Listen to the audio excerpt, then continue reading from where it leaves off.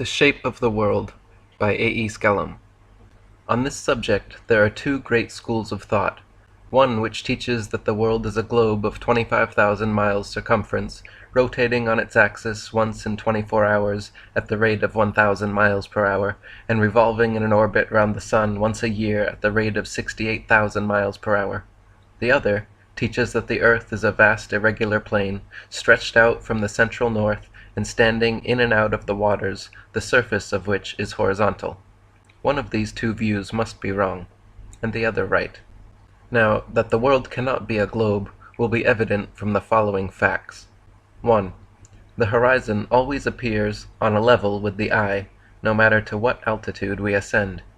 Aeronauts assert that the horizon, HH in Figure 1, always appears on a level with the car, and that it, the horizon, seems to rise as they rise, the deepest part appearing to be immediately under the car, and that, instead of the surface of the earth appearing convex, as it should if it were a globe, see Figure 2, it appears concave, as in Figure 1. Figure 1 represents what is seen by aeronauts. Figure 2 what should be seen if the earth were a globe. Perspective shows that parallel lines appear to meet in the distance, as, for instance, railway lines, but diverging lines never can appear to meet, no matter how slight the divergence. If AB, Figure 3, represent the skyline, and CED a part of the Earth's surface, if curved, the Earth would appear to be curved from C to E to an observer at A, and the horizon, instead of being on a level with the eye, would always be below and sink lower the higher the observer ascended. 2. The horizon at C, to the right and left of an observer, always appears as a straight line, but if the world were a globe, it, the horizon, would dip to the right hand and to the left and show the arc of a circle. If a plank or straightedge, about 12 feet long, be set level above the water, and the observer get at the back of the plank or straightedge, so that his eye be on a level with it, he will see the horizon as a perfectly straight or horizontal line. 3. The lights from many lighthouses are visible at a much greater distance than they could possibly be if the world were a globe 25,000 miles in circumference. The flame of the Clare Island light can be seen, in clear weather, a distance of 31 statute miles. The dip in 31 miles is 640 feet, the altitude of the light above high water is 341 feet, and is seen from the deck of a vessel 15 feet above sea level. 640 minus 341 minus 15 equals 284. After deducting the altitudes, the light should be 284 feet below the horizon if the world be a globe. Beachy Headlight can be seen 26 statute miles away. The dip in 26 miles is 450 feet, altitude of light above high water 284 feet, vessel 15 feet. The light should be 151 feet below the line of sight if the globular theory of Copernicus be true. Cromer light is 274 feet above high water and can be seen a distance of 26 statute miles, vessel 15 feet above high water. The dip in 26 miles is 450 feet, less altitudes, 450 minus 274 minus 15 equals 161 feet, leaves 161 feet to be accounted for if the world be a globe. There are many examples similar to the foregoing. The following note in the Admiralty list makes the case all the stronger against the globular theory. Quote, under certain atmospheric conditions, and especially with the more powerful lights, the glare of the light is visible considerably beyond the radius given, which is calculated for the actual flame of the light. 4. No allowance is made by engineers for curvature in making canals and railway cuttings, and is in fact forbidden by Act of Parliament, which states that all plans shall be made from, quote, a datum horizontal line which shall be the same throughout the whole length of the work, unquote. If the earth were a globe, this allowance would be indispensable. 5. The surface of standing water has been proved beyond all question of doubt to be horizontal and not convex, as it should be if the world were a globe. Water always finds its level, the surface of which, at rest, is always found to be horizontal. A convex surface is not a level or horizontal surface. although some people would have us believe it is. 6. The midnight sun being seen only in the northern regions is evidence against the globular theory. If the world were a globe, the midnight sun would be seen in the southern regions in December as it is seen in the northern in June. The author of a book entitled The Land of the Midnight Sun says, quote, "At the pole the observer seems to be in the center of a grand spiral movement of the sun. Why does this not occur in the southern regions? These few facts alone are sufficient to prove that the world is not a globe, but a vast irregular plane stretching out from a north center to a south circumference in every direction, surrounded by water, and ultimately in the extreme south by impassable barriers of ice. Vasco da Gama, in his Voyage to the South, says, 'The waves rise like mountains in height. The winds are piercing cold, and so boisterous that the pilot's voice can seldom be heard, whilst a dismal and almost continual darkness adds greatly to the danger.' How far this gloom and darkness and storms extends is not known. All we know is that the most daring have been stopped at the entrance to this gloomy and what seems to be forbidden region of the world. If these lines cause any to think and search after truth, the writer's object will have been attained. Truth is not injured by enquiry and test, but is like a cube, always right side up." The Earth Plane by Eric Dubé, illustrated by Can-Ev Art. When I was your age, growing up in the country, on clear summer nights, Grandpa and I would lay on the grass watching the stars. My favorite was Polaris, the bright North Pole star, positioned perfectly central amidst the constantly circling constellations, like a noble king on his throne, proudly presiding over his twinkling kingdom. Grandpa taught me all 88 constellations, from Andromeda to Vulpecula, and we would watch them for hours while he told incredible ancient fairy tales of heroes like Hercules and his 12 labors, the prodigal son's journey through the 12 houses of the zodiac. On the last night of summer vacation, Grandpa and I were staring at the stars, when he pointed up and said, "Polaris, my boy, sits directly above the North Pole, which means the exact center point of Earth and the exact center point of the heavens are perfectly aligned. Polaris is like God's eye in the sky, watching over his creation, and the other stars reaching out at different angles are like his angels, bringing light to even the darkest corners of the world. The North Pole is like the base of a gigantic celestial tree reaching to heaven, with Polaris, its highest leaf, on the tallest branch, directly above the trunk.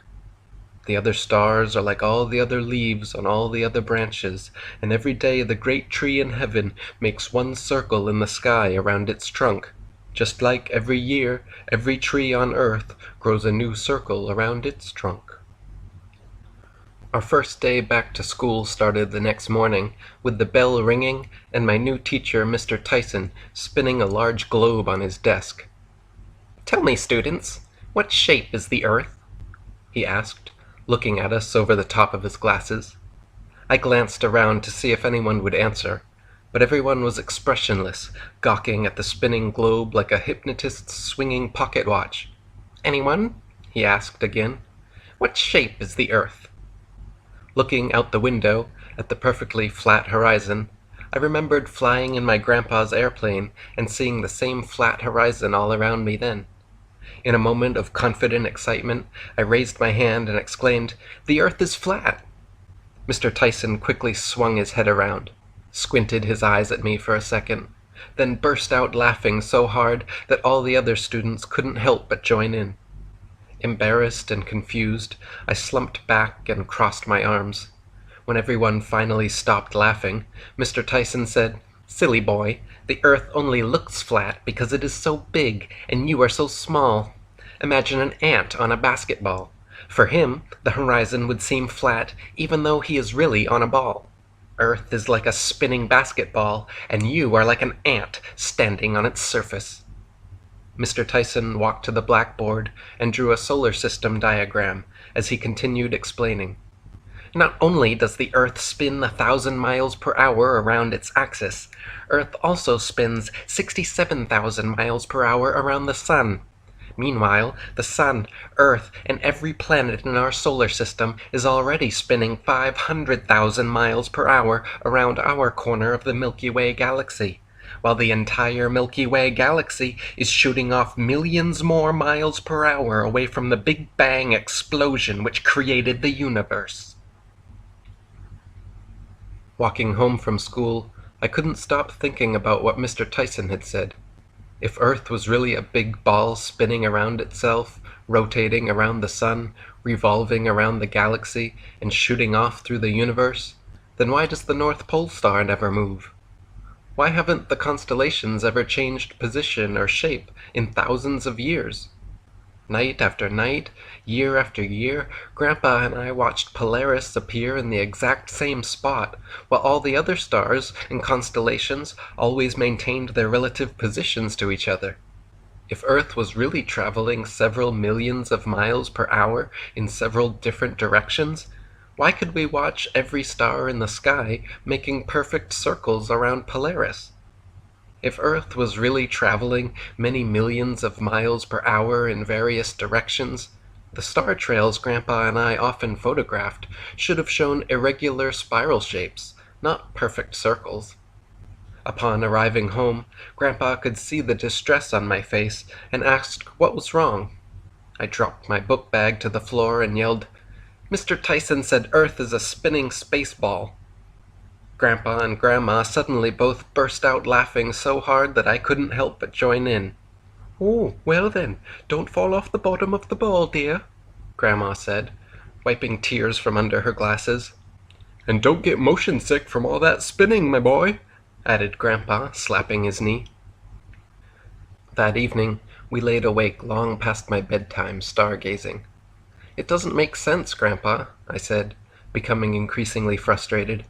"How can the constellations never change if we're flying millions of miles per hour in several different directions through the universe? If that's really true, then the night sky should look different every single night." "You're absolutely right, my boy." Grandpa sighed, and his usually jovial face turned serious. "I'm going to tell you a secret now. The world's biggest secret. Very few people in their lifetimes ever get to know this incredible secret, and the few who do are usually forced to keep it to themselves. The secret is actually something plainly obvious for everyone to see, but when you try telling people, they just scoff and call you crazy. That is how this incredible but obvious secret has been kept so well hidden in plain sight for nearly 500 years. "Tell me, Grandpa," I interrupted, unable to contain myself. "What is it?" "From the beginning of recorded history, and for thousands upon thousands of years, every ancient culture around the world knew for a fact that Earth was not a spinning space ball. They knew from observation, experimentation, and common sense that Earth is a motionless level plane, and that the sun, moon, and stars all revolve over and around us. They knew the North Pole to be the magnetic monopole center point of Earth, with Polaris, the North Pole star, positioned directly above. They knew, just as you do from years of sky watching, that Polaris is the only motionless star in the heavens, while all the other constellations revolve perfect circles around it." The next day at school, Mr. Tyson continued explaining his version of the universe. In the middle of the blackboard, he drew a huge circle to represent the sun, with 9 smaller circles of various sizes to represent the planets. The planets, he said, were spinning space balls similar to Earth, and Earth was in fact the 3rd planet from the sun. He then showed us a colorful poster with beautiful images of each one.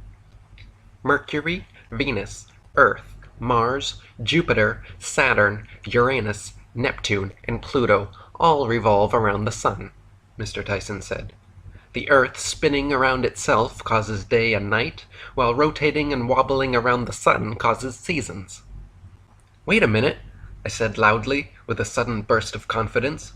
"My grandpa and I watch the stars and often see Mercury and Venus shining bright all night long. But for your diagram to be true, someone on Earth should only ever see Mercury or Venus during the daytime." Mr. Tyson glared at me without blinking or speaking, and slowly raised an eyebrow. The other children murmured, then went silent. "See," I continued, "if Mercury and Venus are closer to the sun than Earth, then we could only ever see them while the sun is out. It would be impossible to see them at night because Earth is facing the wrong way." Mr. Tyson finally blinked, lowered his eyebrow, then turned back to the blackboard and continued his lecture. He completely ignored my objection and just carried on as though my revelation was irrelevant. Discouraged but not dissuaded, I knew he could pretend nothing happened, but I'd found a fatal flaw in his model, and this was just the beginning. That evening, after dinner, Grandpa set up his telescope in the backyard and called me out to sit with him, asking with a cheeky grin, "What new nonsense did they teach you today, my boy?" Mr. Tyson showed us a poster with pictures of planets and said all the other planets are spheres, so Earth must also be a sphere. Grandpa's grin stretched to his ears. "Well, that's just silly, isn't it? Basketballs are spheres, but that doesn't mean the court is a sphere. Billiard balls are spheres, but that doesn't make the table a sphere. To begin with, you know something is wrong when you ask the shape of the floor and someone immediately looks up to the ceiling for answers. Moreover, Earth is not a planet. Earth is a plane, which means level or flat. They just added a T to the end of our Earth plane, then started calling it a ball. Have a look here." Grandpa motioned for me to look through the telescope at a bright, blinking, twinkling, clearly circular, but not spherical, yellowish star. "That, my boy, is the planet Venus." "But that doesn't look anything like the picture Mr. Tyson showed us," I interrupted. Grandpa nodded. "They can make fancy, believable pictures using computers nowadays, but they can't stop us from using our own eyes to see the truth. Venus used to be called the morning star, since it is often seen rising in the east before dawn. In fact, all the so-called planets were known to the ancients as wandering stars, because they differ from the other fixed stars in their relative motions only, each making its own unique flower-petal-like pattern over the earth. As you can see, all the stars and so-called planets are just immaterial lights in the sky. They are not gigantic burning balls of gas, spherical Earth-like realms capable of stepping foot on, nor are they millions and millions of miles away, but rather quite close, as evidenced by the amount of detail seen using a mere 83 times zoom telescope. The next day, Mr. Tyson began class by asking, "Which one is bigger, the sun or the moon?" As usual, none of the other students spoke up, so I quickly raised my hand, thinking the answer was obvious. "They're the same size. Anyone can see that." "Wrong again, silly boy," Mr. Tyson laughed to himself. "The sun is actually 400 times larger than the moon. It only looks the same size as the moon because it is also 400 times further away from Earth." Dumbfounded, I blurted back, "You want me to believe the flat horizon I see in front of me is actually curved? The motionless Earth I feel beneath me is actually moving? And the two equal-sized circles I see above me are actually 400 times different size? Just how far away do you think the sun is, Mr. Tyson?" "The sun is approximately 93 million miles away from the Earth," he said, with a slow blink and roll of the eyes. "How could you or anyone else possibly know if no one has ever traveled 93 million miles to prove it?" I asked, with wide-eyed excitement. "Complex mathematical formulas and calculations perfected over centuries by astrophysicists and people much smarter than a pesky little schoolboy, that's how." That afternoon, upon hearing what Mr. Tyson taught us, Grandpa immediately loaded his truck and brought me to the beach. The sun was shining brightly through a few clouds, casting its rays downwards and outwards onto the water like a sparkling pyramid of light. "Those are called crepuscular rays," Grandpa explained. "If you trace the beams of light up past the clouds, they all converge at the sun, just like if you traced back the beams diverging from a flashlight, they all converge back to its source. So what do you think? Does it look 93 million miles away to you?" Grandpa smiled as I squinted my eyes and shook my head. Even Copernicus, the creator of this whole solar system cosmology, claimed the sun was only 3,391,200 miles away, based on his expert calculations. The next century, his successor Kepler claimed the sun was actually 12,376,800 miles away, based on his even more expert calculations. Sir Isaac Newton, in the next century, was quoted saying, "It matters not whether we reckon it 28 or 54 million miles distant, for either would do just as well." So you can see how scientific these so-called scientists were with their calculations. And nothing has changed since then. Over the centuries, using their mathemagic, they have continued furthering the sun's supposed distance to today's current, most expert, super pseudo-scientific figure of 93 million miles. Grandpa grabbed a duffel bag out of his truck, and we made our way towards the shoreline. You see, they can make internally consistent, mathematically correct formulas showing the sun to be 1 billion miles away if they want to, but that doesn't make it reality. Real science must be observable, testable, and repeatable, so that everyone can experiment and conclude for themselves, and that's just what we're going to do. Grandpa pulled a large metal astronomical instrument out of the bag and placed it in my hands. This is called a sextant, and it is used to calculate the exact angular distances of objects like the sun, moon, and stars. He placed his hands over mine and held the eyepiece up so I could see through it. First, we align with the horizon. Press the clamp to release the index bar, then bring the sun to the horizon line and read the angle.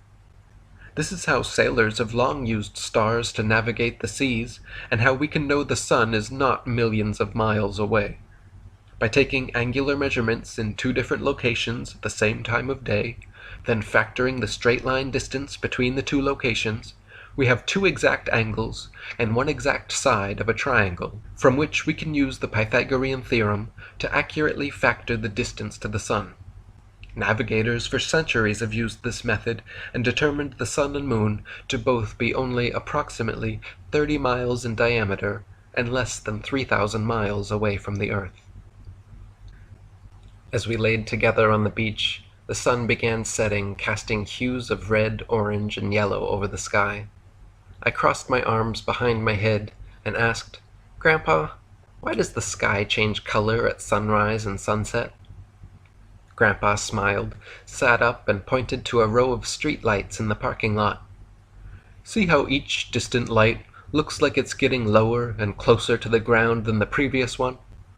I noticed and nodded my head. In reality, all of those streetlights are exactly the same height, and only appear to sink towards the horizon due to how our eyes perceive perspective.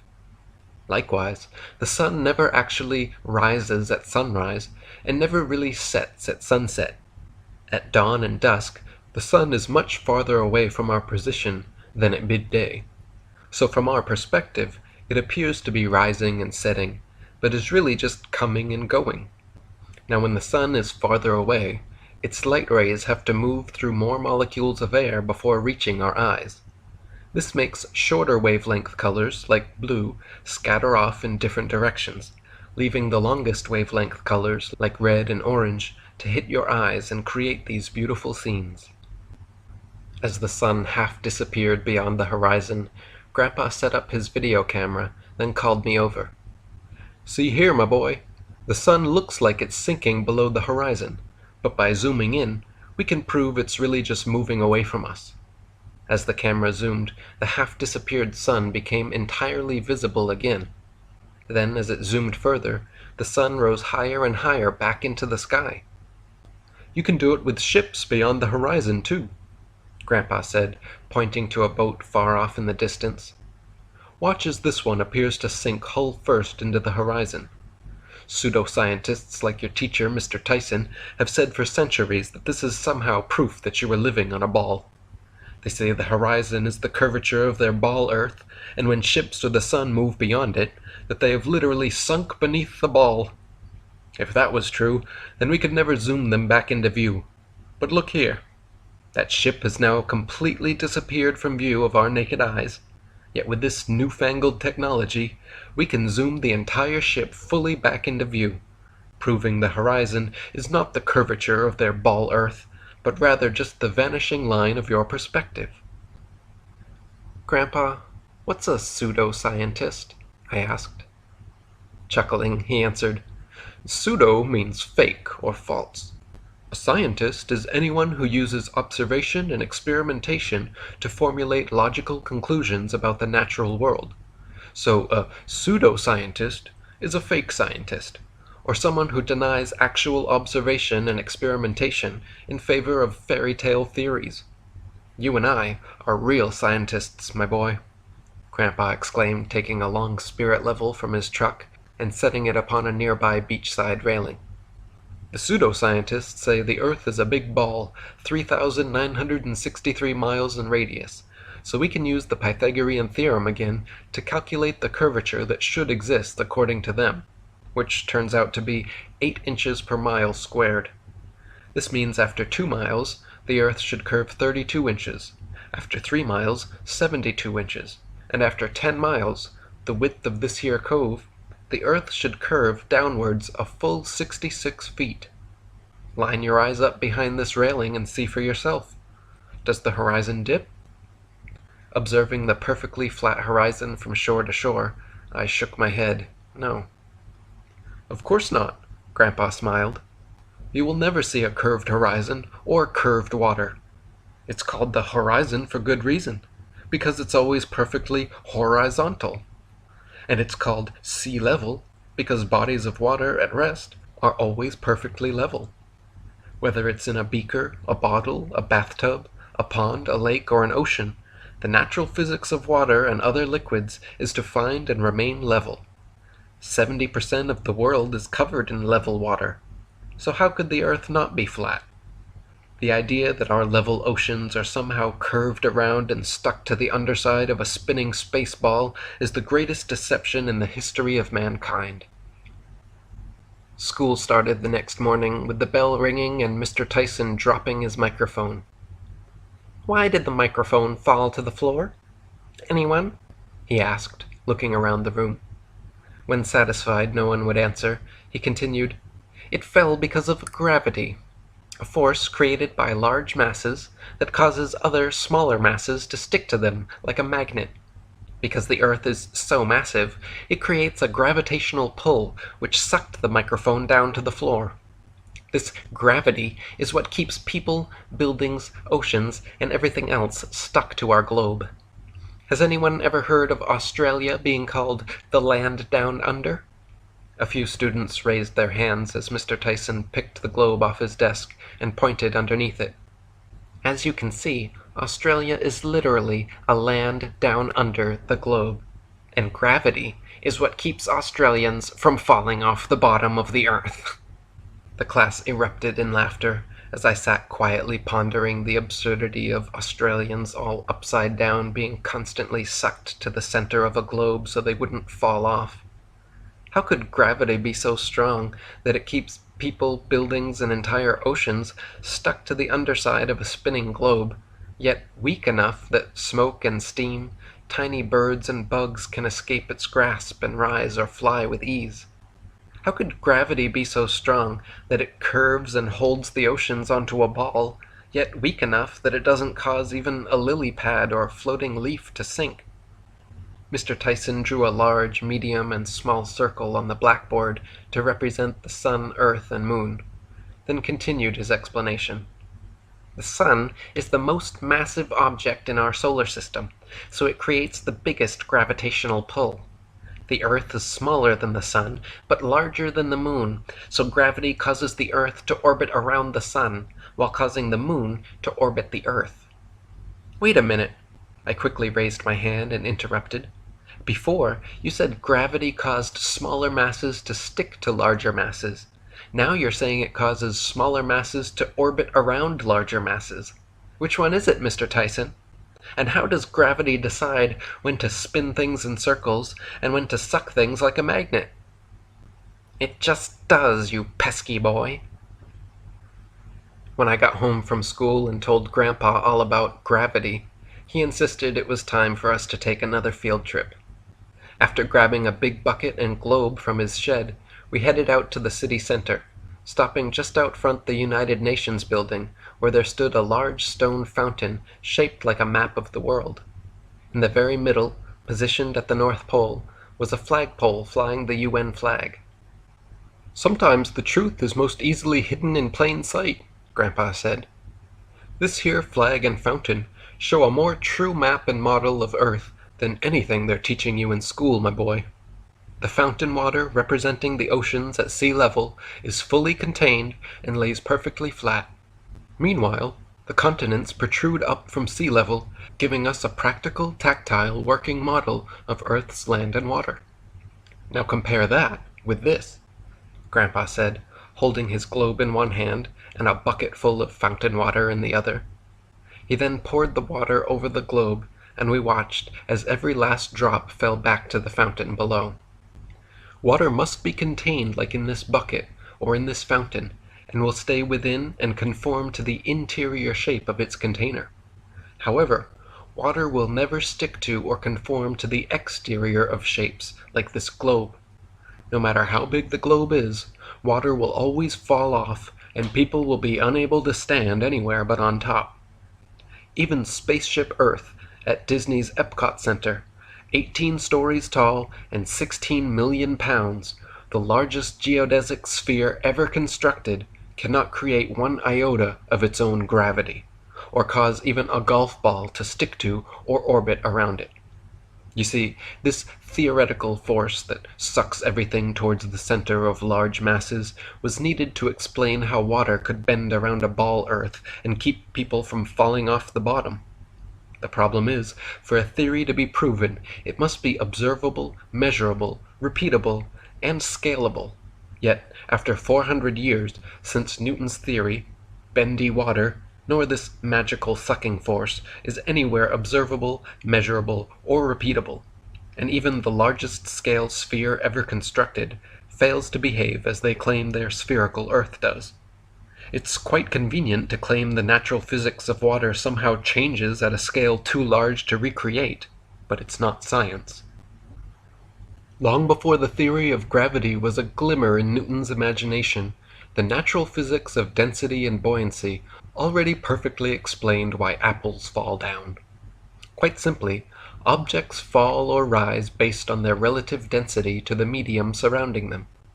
Apples fall because they are denser than the air, while helium balloons rise because they are lighter.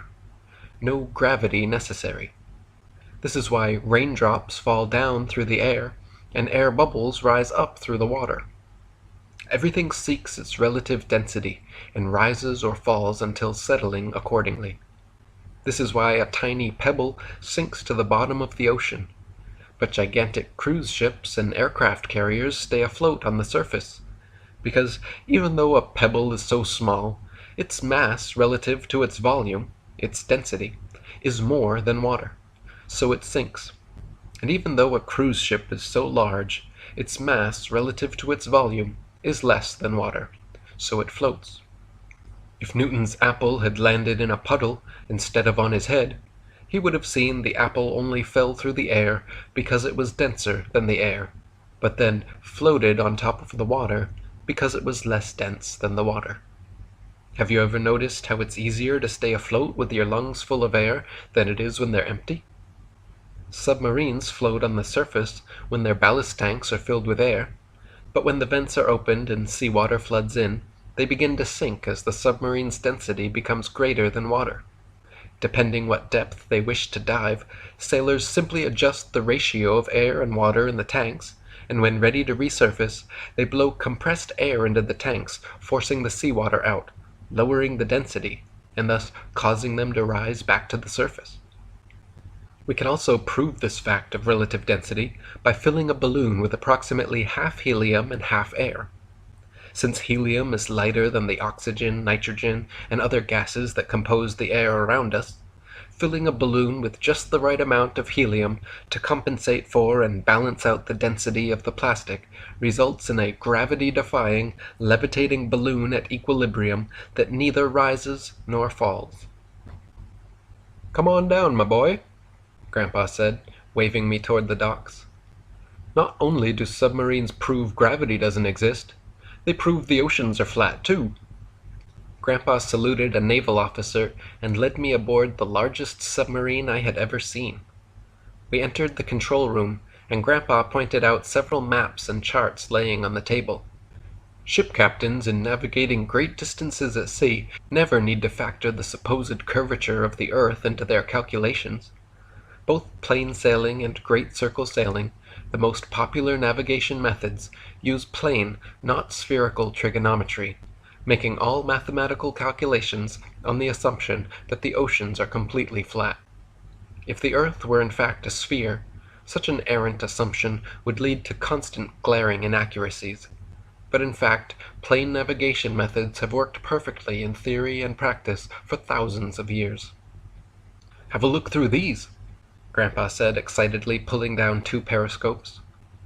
Regular observational periscopes are able to see ships about 7 or 8 miles away, while special targeting periscopes, equipped with high-tech zoom capability, can see ships twice or thrice as far, where they should be invisible, blocked beneath hundreds of feet of Earth's alleged curvature. Submarines set their depth below sea level, then travel for distances of hundreds or thousands of miles without changing their inclination whatsoever.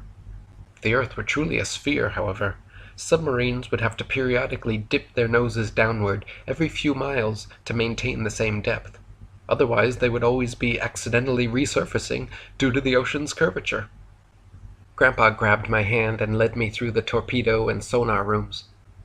Subs are equipped with long-range torpedoes, such as the Black Shark and F-21, which can hit straight-line targets over 30 miles away. But if the Earth were truly a globe of given proportions, these torpedo targets would be hidden behind a 600-foot wall of curved earth. Modern Navy railguns now have the ability to bullseye straight-line targets 120 miles away. Yet on a globe Earth of given proportions, such targets would be blocked by 9,600 feet, or over 1.5 miles of curvature. Last but not least, sonar arrays on the bow, stern, port, and starboard send and receive radar signals in all directions. Active sonar to about 30 miles, and passive sonar up to an incredible 1,000 miles. On a globe Earth of given proportions, these sonar signals should be undetectable, hidden by over 100 miles of supposed curvature. Back at school the next day, my brain reeling from the week's revelations, Mr. Tyson wheeled in a television for us to watch a Cosmos documentary showing beautiful pictures and videos of the Earth, Sun, Moon, stars, and planets, all shaped like multicolored billiard balls spinning around. Satellites, telescopes, space stations, and astronauts free-floating in outer space, remote-controlled rovers on Mars, even men walking, jumping, go-karting, and golfing on the Moon. While the other students sat mesmerized, cooing oohs and ahs at every new image, I kept thinking about something my grandpa once said about pink unicorns. "If I told you I had pink unicorns in my shed, would you believe me?" he asked. I shook my head. "You wouldn't and shouldn't believe me, because people can lie." "If I showed you pictures of some pink unicorns in my shed, would you believe me then?" I shook my head again. "You still wouldn't and shouldn't believe me, because pictures can be faked." "What if I showed you high-definition videos of pink unicorns in my shed? Then would you believe?" I shook my head once again. "You still wouldn't and shouldn't believe me, because videos too can be faked." Grandpa's point was we shouldn't just believe second-hand information and should confirm and experience everything for ourselves firsthand. Then we know the truth, rather than just believe. And as Grandpa always said, belief is just a substitute for knowing. With his words echoing through my head, I began noticing how fake the beautiful pictures of Earth were, how they were clearly computer-generated images and not actual photographs. The color, size, and shape of the land and water masses differed so drastically between pictures that they couldn't possibly be real. The more critically I examined the supposed pictures of Earth from space, the more they reminded me of Grandpa's pink unicorns. "Have a look at this, my boy," Grandpa called me into the study and pointed to his computer screen. The same footage I had seen at school of men on the moon was playing, only this time with the speed doubled. My jaw slowly dropped as it became clear the astronauts were actually walking, jumping, go-karting, and golfing on Earth, but edited at half speed to give a low-gravity illusion. "Now watch this," Grandpa said, clicking forward to several short scenes where we could clearly see overhead wires attached to the astronauts' backpacks. "They even used the same backdrops over and over," Grandpa said, showing me video and photo overlays of the exact same hills, dunes, and craters appearing at supposedly different locations on the moon. There were also clear dividing lines on the floor between the foreground and backdrops, lens flares, and diverging shadows from multiple light sources, even overhead spotlights reflecting off astronauts' visors, all proving the footage was filmed in a studio. "We can expose their photo trickery now using Photoshop," Grandpa said, opening several of NASA's official photographs of Earth taken from the moon. "Just adjust the brightness and contrast levels a bit, and look what happens." As Grandpa increased the brightness and lowered the contrast, rectangular artifacts suddenly appeared around the Earth, proving them to be doctored images cut and pasted into place. Other pictures we adjusted showed shadows being cast onto the blackness of space, again proving they were in a room with black walls and ceilings, and not actually on the moon. "Now look at these cloud patterns," Grandpa said, pointing to NASA's blue marble Earth picture. "What do you notice?" At first, nothing, but then it became all I could see. The same cloud patterns were at several places all over the Earth. Not similar cloud patterns, but the exact same clouds copied and pasted into place. "I'll tell you what, my boy," Grandpa said, tapping his temple. "The only thing NASA ever sent to space is our imagination." Grandpa pointed out the office window to the afternoon waxing gibbous moon. "Notice how you can see the blue sky right through it? That's because the moon is not a solid, opaque dirt ball capable of stepping foot on. It is merely a translucent luminary, a light. For centuries, confused establishment astronomers have written about seeing stars and planets clearly shining right through the dark body of waxing and waning moons. In fact, a star occulting the crescent moon has long been a popular symbol of Islam and is found on national flags from Algeria and Pakistan to Singapore, Tunisia, and Turkey. These same confused astronomical experts tell us the moon has no light of its own and simply reflects the sun's light. But this is also provably incorrect, as the two lights have altogether different and opposing properties.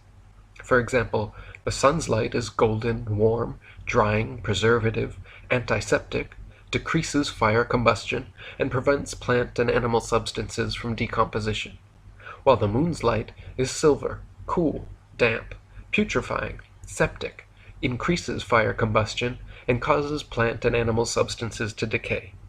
These two very different and opposing effects cannot be the result of mere reflection, however, and prove that the sun and moon both shine with their own unique lights. Later that evening, Grandpa and I set up an experiment to test if moonlight really was cold. We placed a glass of water in direct moonlight and another in the moon shade, then used digital thermometers to record both the air and water temperatures in moonlight versus moon shade. For the entire night, both the moonlight air and water remained between 1 and 2 full degrees colder than the air and water in moon shade. "If done during a full moon, the results are greater," Grandpa said, "but this should suffice to prove the moon produces its own cool light. Astronomers claim the moon is a solid, spherical body that reflects sunlight, but the fact is, reflectors must be flat or concave for light rays to have any angle of incidence. If the reflector's surface is convex, then every ray of light points in a direct line with the radius, perpendicular to the surface, resulting in no reflection. So in other words, it's impossible that man has ever or could ever set foot on the moon, because it's not terra firma like Earth, but rather a luminary like the sun, shining with its own unique light." The next morning marked the start of a long weekend, and Grandpa woke me early from a sound sleep, saying, "We're going on an epic adventure, my boy."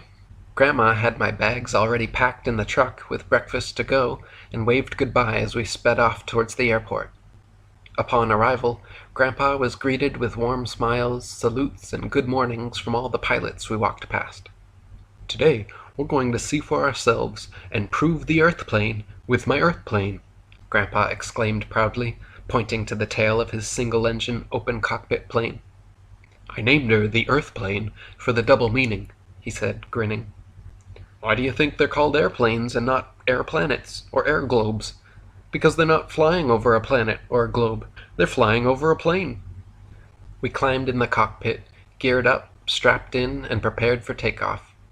As we picked up speed, Grandpa yelled for me to pay attention to the horizon and not take my eyes off it. We lifted from the runway and watched the horizon slowly rising up with us and extending outwards, further and further, the higher we went. "Keep watching," Grandpa yelled as he pulled back the yoke and we continued to climb higher and higher. The horizon kept rising right along with us, remaining perfectly flat and level, 360 degrees around. "We're almost at maximum height now," Grandpa said, still pulling back the yoke, when suddenly the engine stalled. Everything went silent, and the plane started to nosedive. "Uh-oh," Grandpa said, fumbling at the controls. Just as I began to panic, I saw a thin smile cross Grandpa's lips. Then he restarted the engine, leveled the plane again, turned to me and winked. When we landed, Grandpa explained, "If the horizon was actually the curvature of a globe, no matter how large, it would remain at a fixed height, and we would have to gradually tilt our heads down more the higher we ascended to view it. In reality, however, no matter how high you go, the horizon rises right with your eyes and remains flat. In fact, amateur balloons with cameras have been sent 10 times higher than we just went, over 120,000 feet or 20 miles up, and the flat horizon rises all the way up. The only time you'll ever see a curved horizon is through fisheye lenses or curved commercial airplane windows." After finishing our hot chocolate, Grandpa handed me a small spirit level, and we headed back to the Earth plane for another experiment. Pointing at the instrument panel, he said, "This is called an attitude indicator, or an artificial horizon. It uses a gyroscope to track the pilot's orientation relative to Earth's horizon. So when we lift off and start gaining altitude, the indicator will pitch up, and the bubble in your spirit level will rise forward away from you. Once we reach cruising altitude, I will level the plane, and both the artificial horizon and your spirit level will confirm this. We will continue to fly perfectly straight and level, due south all night long. Then tomorrow morning, I will decrease altitude, the indicator will pitch down, and the bubble in your spirit level will fall backward towards you until landing, then level off again. If we were really flying over a globe and not a level plain Earth, I would have to regularly dip the nose, decreasing altitude to compensate for the globe's curvature, or else would find myself regularly gaining altitude simply by flying level. This is absurd, as no pilot in history has ever experienced gaining altitude by simply flying level. But this is what must happen if we lived on a globe." Grandpa grabbed a pen and paper to help explain. First he drew a big circle to represent the globe, then he made a straight line tangent to it to represent the path of a plane flying level, and lastly put several straight dotted vertical lines perpendicular to the tangent, showing the exponential gain in altitude that should occur if we were really flying over a globe.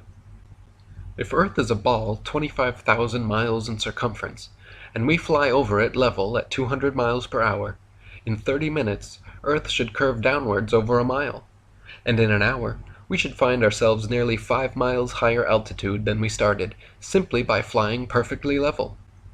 Let's see what really happens." Grandpa fastened the spirit level next to my seat, patted me on the head, and jumped into the cockpit. As we took off, the bubble in my spirit level rose forward, and the gyro horizon pitched up just like Grandpa said.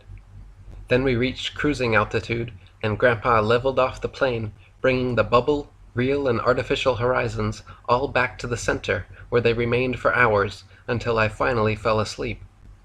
The next morning when I woke up, after traveling thousands of miles, we were still flying level and at the exact same altitude, proving Earth couldn't possibly be a globe curving downwards away from us. "Can you imagine landing if that runway was really moving 1,000 miles per hour?" Grandpa chuckled, lowering the landing gear. "If the Earth was really constantly spinning eastward 1,000 miles every hour, it would be impossible for airplanes to land on runways facing all manner of directions, north, south, east, west, and every way in between." Grandpa touched down gently and parked the plane for refueling. "Back in the 18th century, when the hot air balloon was invented, people asked why, if the Earth was constantly spinning, couldn't they simply hover in place and wait for their eastward destinations to arrive under them? The pseudoscientists of their time claimed this was impossible because the magical force of gravity somehow pulled the entire atmosphere and their balloons perfectly along with the Earth. This was and is completely against any science, logic, or common sense, mind you, but when men of presumed authority make presumptuous, authoritative statements, they're rarely questioned. If the Earth and atmosphere were constantly spinning 1,000 miles per hour eastwards, this should somewhere, somehow be seen, heard, felt, or measurable by someone, yet no one in history has ever done so. Meanwhile, however, we can hear, feel, and experimentally measure even the slightest 1 mile per hour westward breeze. Such nonsensical theories are debunked by clouds, wind, weather patterns, rain, fireworks, birds, bugs, smoke, planes, and projectiles, all of which would behave very differently if Earth and its atmosphere were constantly spinning faster than the speed of sound. Seriously, my boy, can you imagine sideways rain falling at the equator? Or upside-down planes landing in Australia?" Grandpa and I laughed at such a ridiculous thought. Around the turn of the 20th century, the ball Earth pseudo-scientists were conclusively proven wrong upon the invention of the airplane. You see, if the Earth were constantly spinning eastward 1,000 miles per hour at the equator, then airplane flight durations eastwards versus westwards would be significantly different. Since the average commercial airliner travels 500 miles per hour, it follows that westbound equatorial flights should reach their destination approximately 3 times faster than their eastbound return flights. In reality, however, the differences in east and westbound flight durations usually amount to a matter of minutes, and nothing near what would occur on a 1,000-mile-per-hour spinning ball Earth. For example, commercial flights from Quito, Ecuador, traveling eastwards 2,000 miles to Macapa, Brazil, at 500 miles per hour, take an average of 4 hours. So the return flights westward, going against the alleged 1,000-mile-per-hour spin of the Earth, should be significantly shorter, but in reality take the exact same 4 hours, just as expected on a stationary Earth. That evening we set up camp in the woods near the airfield, pitched a tent, unrolled our sleeping bags, and roasted marshmallows on a bonfire. Grandpa was teaching me how to make them golden brown without burning them, when suddenly he went silent and smiled to himself. With a glint in his eye and a s'more in his mouth, Grandpa told me about the last time he taught someone the fine art of marshmallow roasting. "It was your grandmother and I's honeymoon to the Arctic, which we've always called our honey sun, because we stayed up all night to watch the never-setting midnight sun." "What's the midnight sun?" I asked, as my marshmallow caught on fire. Grandpa swiftly snagged my stick and blew out my blackened failure. "The midnight sun is what you can see in northern regions above the Arctic Circle during and around the summer solstice. For several days or even weeks, depending where you are, you can watch the sun travel 360 degrees around you, slowly rising and falling every 12 hours, but never fully setting below the horizon. This is because at the summer solstice, the sun reaches its innermost circuit directly over the Tropic of Cancer, allowing observers situated centrally in the Arctic Circle to see the sun make its complete 24-hour circuit without ever leaving the sky. Your grandmother and I witnessed 3 days without darkness, 72 hours of daylight, which would be impossible on a tilting, wobbling, spinning globe Earth. To see the sun for an entire revolution on a spinning ball at any point other than the poles, you would have to be looking through miles and miles of land and sea for part of the revolution. Anyone below the poles could never witness the sun for 72 hours, 3 whole revolutions straight, because to do so would mean you are somehow seeing through the globe, and to the sun on the other side. The ball-earth pseudoscientists have tried to claim 24-hour sunlight also happens in Antarctica during the winter solstice to help bolster their wobbling ball model.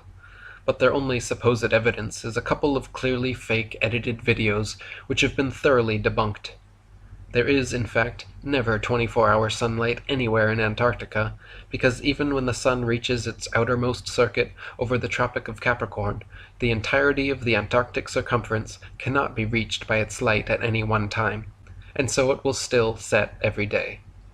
The Royal Belgian Geographical Society even recorded that during the most severe part of the Antarctic winter, from 71 degrees south latitude onwards, the sun sets on May 17th, and is not seen above the horizon again until July 21st. This would be impossible on a spinning space ball wobbling around the sun, and is yet another proof we live on a motionless level plane, with the sun, moon, and stars all revolving over and around us, just as we experience every day. After almost another full day of flying, it was getting increasingly colder, and we made our final refueling stop at a lonely place called the Desolation Islands. As we walked along the sparse coastline, Grandpa unfolded a huge detailed map called Hammond's Air Age Map of the World, and pointed to our location. Here at 49 degrees southern latitude, we're nearing the coldest, harshest, most desolate climate on Earth, Antarctica. Grandpa traced his finger in a circle around the circumference of the map, then traced 2 more smaller concentric circles showing the path of the sun throughout the year. During its annual spiral journey over and around the Earth, the sun slowly speeds up and widens its circular path for 6 months until reaching the Tropic of Capricorn at 23.5 degrees south latitude. Then for the next 6 months, the sun slows down and narrows its path until reaching the Tropic of Cancer at 23.5 degrees north latitude. This is why equatorial and tropical regions experience almost year-round summer and heat, while higher latitudes, north, and especially south, experience more distinct seasons with harsh winters. Here on the Desolation Islands, there are only 18 species of native plants and a handful of animals that can survive the cold, hostile climate. Compared to somewhere of equal 49 degrees northern latitude, like the country of France, which has a very hospitable climate and is home to hundreds of native animals and thousands of native plants. The stark contrast between places of equal latitudes north and south is a direct result of the sun's influence or lack of influence over them. In the north, dawn and dusk are usually drawn-out, beautiful scenes lasting over an hour each, where in the deep south, dawn and dusk pass by in an instant, becoming bright as day or too dark to see in a matter of minutes. The northern Arctic region enjoys moderately warm summers and manageable winters due to the sun's slower, tighter circles in the north, whereas the southern Antarctic region never even warms enough to melt the perpetual snow and ice due to the sun's swifter, wider circles it makes over the south. This results in Antarctica being by far the coldest place on Earth, with an average annual temperature of negative 57 degrees Fahrenheit, in contrast to the average at the North Pole, a comparatively warm 4 degrees. "So we're going to Antarctica?" I asked, pulling my jacket hood over my sweatshirt hoodie, over my earmuffs, over my hat. "We're going beyond Antarctica, my boy," Grandpa exclaimed, pointing past the edge of the map.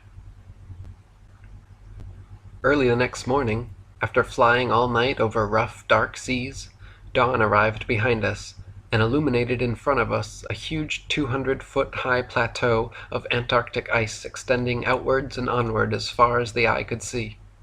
We continued flying south over Antarctica until lunchtime, when Grandpa brought us down on a flat patch of ice near the South Pole. "Why aren't we landing on the airstrip over there?" I asked, pointing off in the distance. "I'm afraid we don't have clearance to touch down over there, my boy.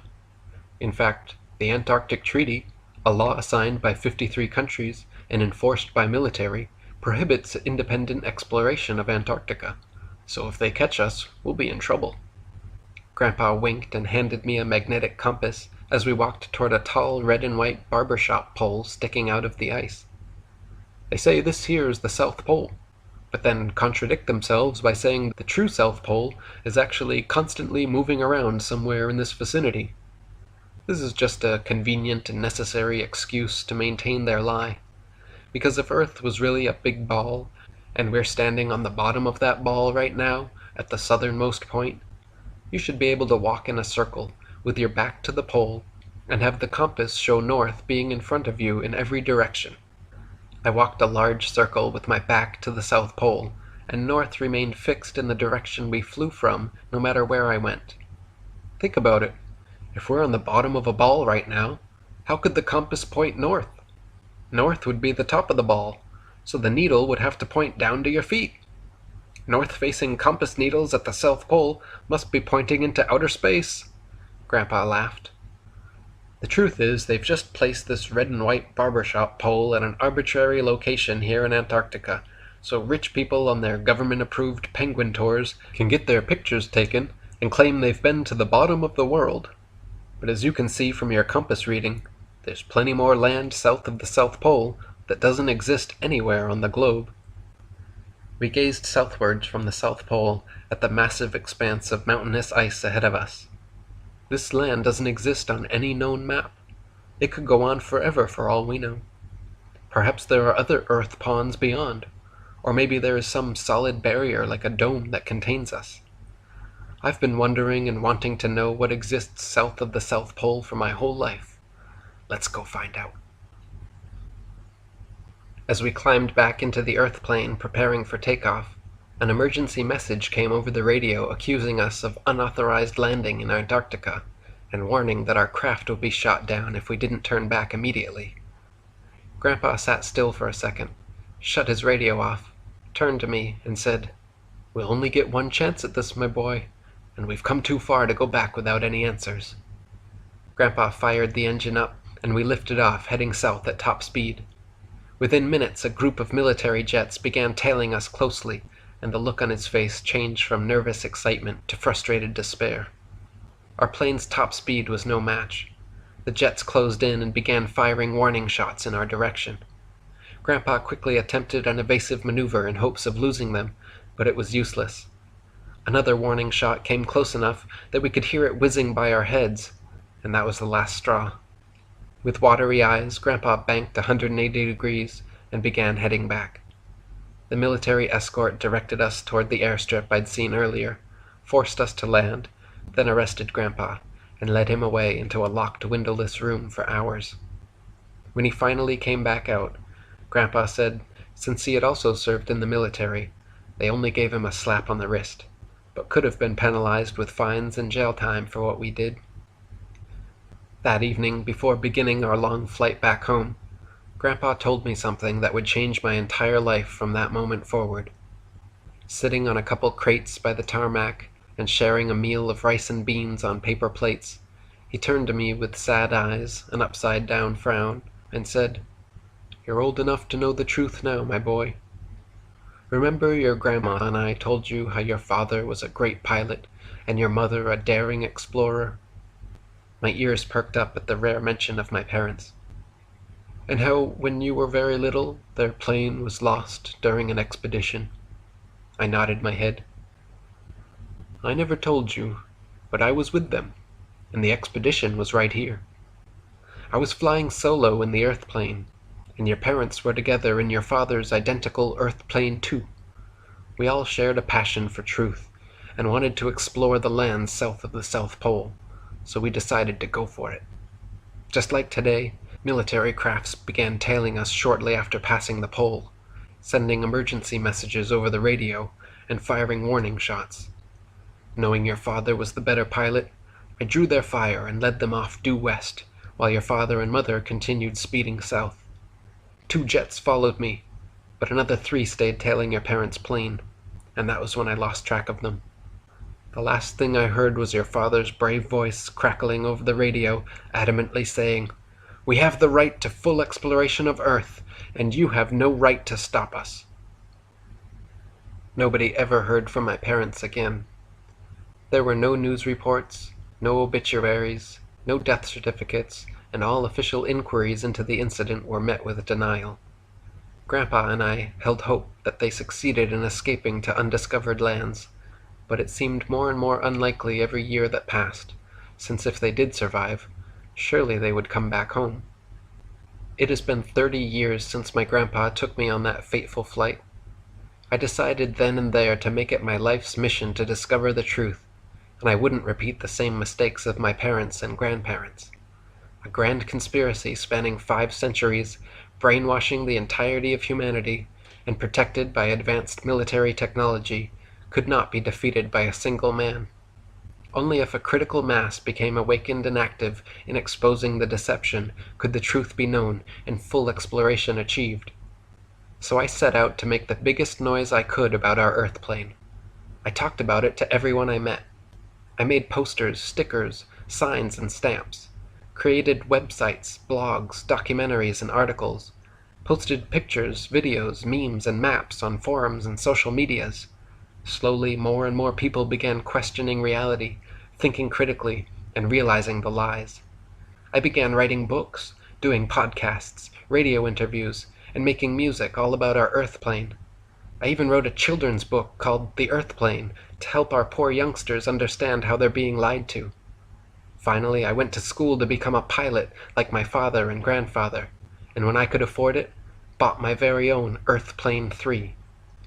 Now tens of millions have awakened to the reality of our Earth plane, and they are hard at work spreading the word even further. Humanity is ready for the truth, and today we will discover it. Myself and hundreds more pilots and sailors have organized an entire fleet of Earth planes and Earth ships, simultaneously heading south from all longitudes to fully explore Antarctica and beyond. They cannot stop us all, and many members of the military are on our side. They've even promised to give stand-down orders and allow us through undisturbed. Today is the culmination of my family's brave efforts to free humanity. Today, pseudoscience and its minions like Mr. Tyson will fall, and the truth will be known to all. The shape of the Earth. Some proofs for the spherical shape of the Earth given in astronomical and geographical textbooks examined and shown to be unsound, by Arthur V. White. The standard textbooks upon astronomy and geography used in our schools and colleges, as well as the leading articles relating to these subjects in encyclopedias, have always given practically the same popular proofs for the spherical shape of the Earth. These so-called proofs have been deduced from such facts as the circumnavigation of the Earth, the shadow on the moon during its eclipse, the mode of disappearance of a vessel or other objects receding at sea, the declination of the North Star as observed by a person traveling southward, etc., and have been so generally received as unquestionably reliable that one is startled upon first observing that their soundness is being seriously questioned. It is true, however, that the facts above mentioned do not furnish data from which valid proofs may be rationally deduced for the support of the fundamental tenets of the Copernican system of astronomy, and that this is beginning to be recognized is evidenced by the following statement taken from the recent book on mathematical geography by Willis E. Johnson, Ph.D., Vice President and Professor of Geography and Social Sciences of the Northern Normal and Industrial School at Aberdeen, South Dakota. In the second chapter of his book, Professor Johnson pointedly opens his remark upon the form of the Earth with a statement discounting the so-called proof of circumnavigation. He says, "The statements commonly given as proofs of the spherical form of the Earth would often apply as well to a cylinder or an egg-shaped or disc-shaped body. People have sailed around it. The shadow of the Earth, as seen in the eclipse of the moon, is always circular, etc. do not in themselves prove that the Earth is a sphere. They might be true if the Earth were a cylinder or had the shape of an egg, but men have sailed around it in different directions. So might they a lemon-shaped body. To make a complete proof, we must show that men have sailed around it in practically every direction and have found no appreciable difference in the distances in the different directions. How great a departure from views formerly held such a statement involves may be well observed by a comparison of some of the statements upon this subject made by other eminent authorities. The article on the Earth in the new edition of Chambers' Encyclopedia informs us that the most convincing proof to the popular mind is, however, that the Earth has been circumnavigated by vessels steering always in the same general direction. The professor of astronomy at Princeton University, Dr. Charles A. Young, whose revised work, General Astronomy, is said to be without an equal in the English language, in that work says, "It is not necessary to dwell upon the ordinary proofs of its globularity. We merely mention them. It can be circumnavigated." The late Astronomer Royal of Great Britain, Sir George B. Airy, states, "Again, people have sailed round the earth. This was done for the first time by Magellan and his successors in command. The earth, therefore, roughly speaking, is something round, and there are limits to its extent." While Sir J. Norman Lockyer, professor of astronomical physics in the Royal College of Science, writes, "Again, the roundness of the earth has been proved by navigators who, sailing in one direction, either east or west, as nearly as the different bodies of land would permit, have returned to the place from which they set out." Professor H. N. Robinson, professor of mathematics in the U.S. Navy, in his Treatise on Astronomy says, "Common intelligence must convince even the child that the earth must be a large ball, of a regular or an irregular shape, for everyone knows the fact that the earth has been many times circumnavigated, which settles the question." Other authorities might be quoted, but the foregoing will suffice. In striking contrast to this testimony stands the statement of Professor Johnson, and the correctness of his views may be fully demonstrated. Let us look further into the matter. But to do this intelligently, our minds should be clear on 2 points involved in the discussion. First, we must be careful in our use of the term round. A circle is round, and a sphere is also popularly styled round. Now a circle may be described on any one of a number of kinds of surfaces, as, for example, on a cone, a cylinder, a sphere, or on a flat surface. The knowledge, therefore, that a course or path on any surface is round or circular does not disclose the character of the surface upon which such a course is traced. Secondly, we must have a clear understanding of the meaning of the terms east and west. Perhaps not one person in 100 holds any really clear conception of what direction east or west is. The popular idea seems to be that derived from the weather vane finial with its cardinal points indicated by the letters N, S, E, W, thus east and west are frequently thought to be direction one way or the other on a long straight line at right angles to direction north and south, whereas east and west are directions on circles, concentric, within the northern center, and as such it will be noted that absolute direction, east and west, changes with every change in longitude of a geographic location. This point may be more clear from a simple experiment represented by Figure 1. Let a pin be placed so as to secure a string in the center of a table, and a pencil or small stick fastened to the string so as to be at right angles to it when held taut. The pin represents the northern magnetic center, the string direction north and south in the magnetic meridian, and the pencil direction east and west. Now in walking with the string around the table, you will observe that your string is always north and south, and your direction of motion, while constantly changing, is nevertheless always east or west.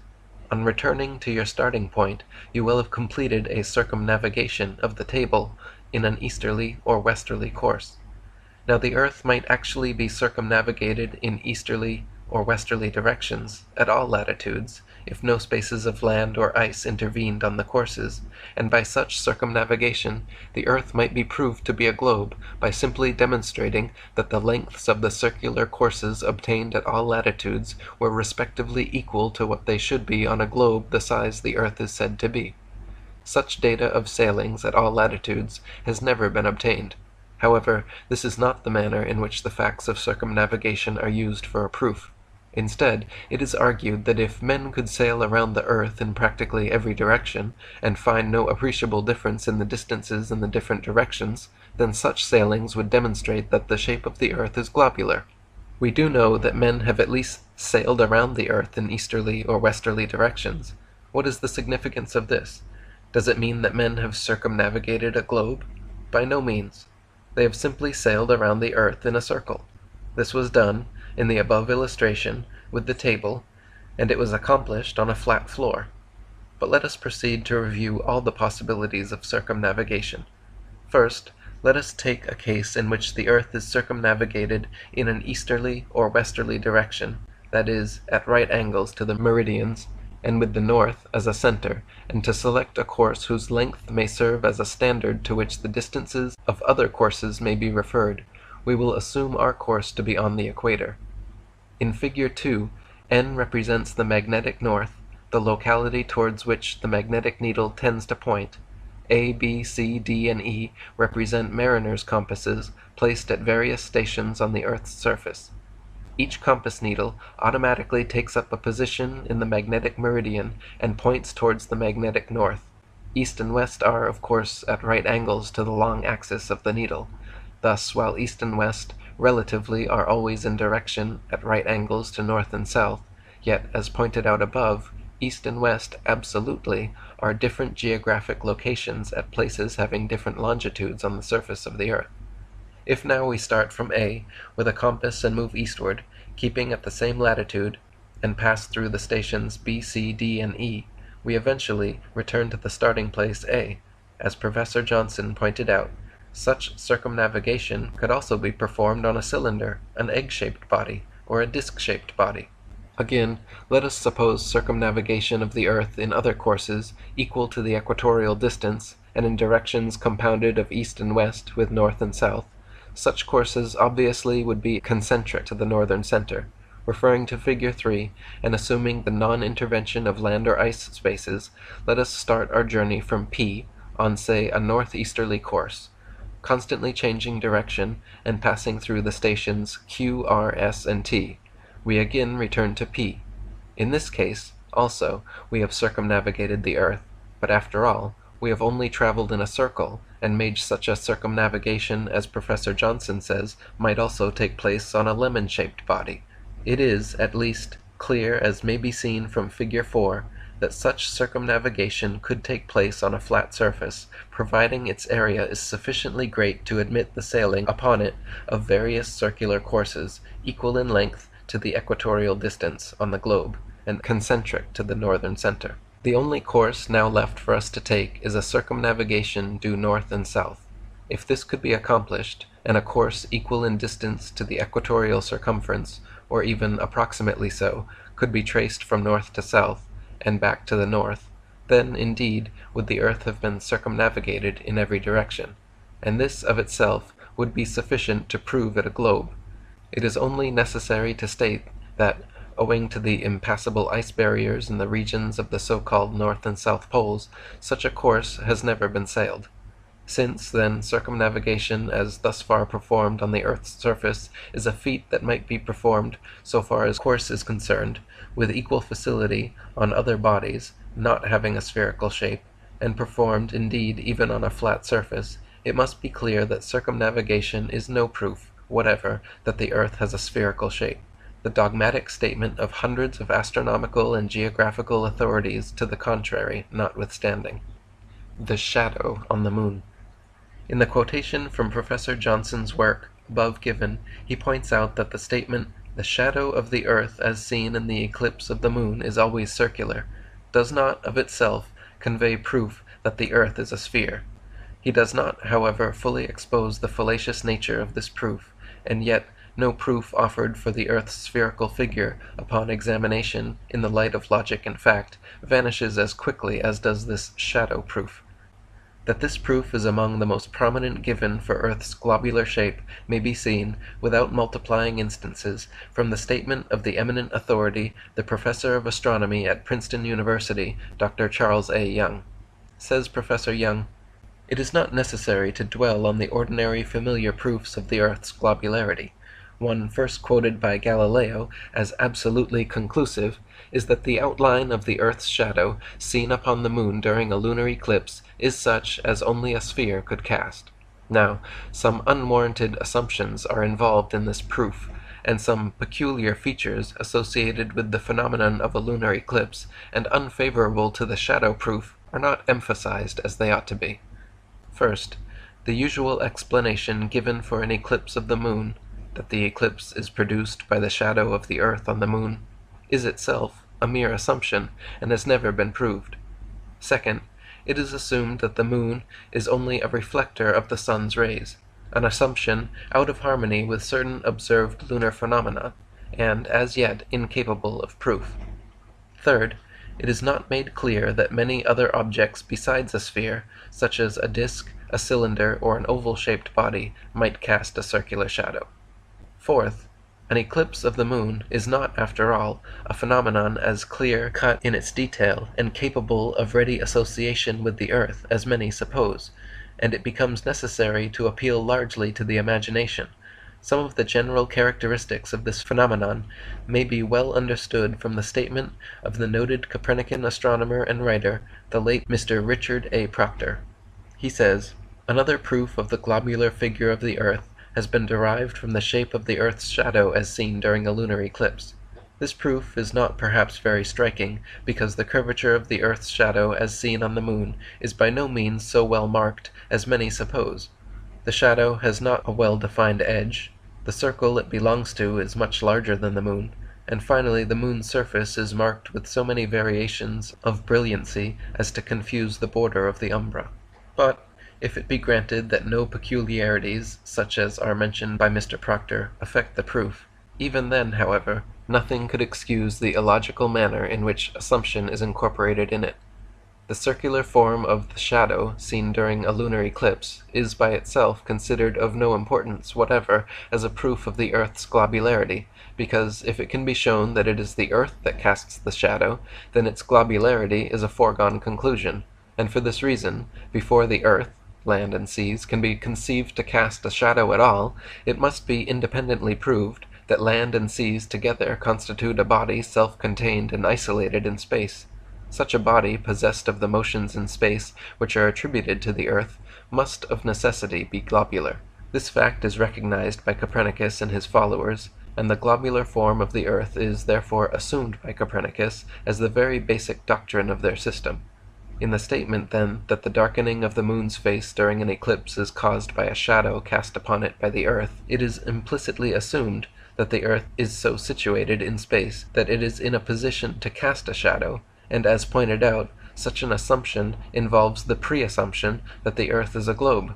Let the elements vital to the shadow proof derived from the phenomenon of a lunar eclipse first be demonstrated. Let the moon be proved a reflector. Let the position of the earth in space be established, and let it be proved that it is the earth that casts the shadow. If this is first done, we need not be required, as at present, to lay aside all rules of logic and give credence to a proof, so called, every essential proposition of which is an assumption. No fact of practical astronomy can ever suffer from any test applied to it. As we have said above, the spherical shape of the earth is the very basic feature of the Copernican system of astronomy, and, as such, this shape should be established by the most unquestionable proofs. Now, two of the most important proofs given for the earth's spherical form have been seen to be unsound. If our enquiry were extended further, it might be found that amongst all the proofs given in the textbooks and taught to our youth as the veriest facts, none could be shown to be as an absolute and valid proof of this most important feature of modern theoretical astronomy, the globular shape of the earth. Is it too much to ask that all these so-called proofs should be submitted to the critical examination of the day, and that our teachers and textbooks should be more guarded in what they put forth as knowledge and truth? In the absence of absolute proof for the spherical shape of the earth, the hypothetical character of this fundamental feature of the Copernican system, and indeed the hypothetical character of the whole Copernican system of astronomy, cannot be too strongly emphasized. That this is not an unreasonable demand upon the teaching of the present day is, we believe, supported by the general statement of the preface addressed to the reader in Copernicus's own book. The reader is therefore forewarned against accepting the new Copernican hypothesis as truth, and the preface concludes with this remarkable pronouncement. Neither let anyone, so far as hypotheses are concerned, expect anything certain from astronomy, since that science can afford nothing of the kind.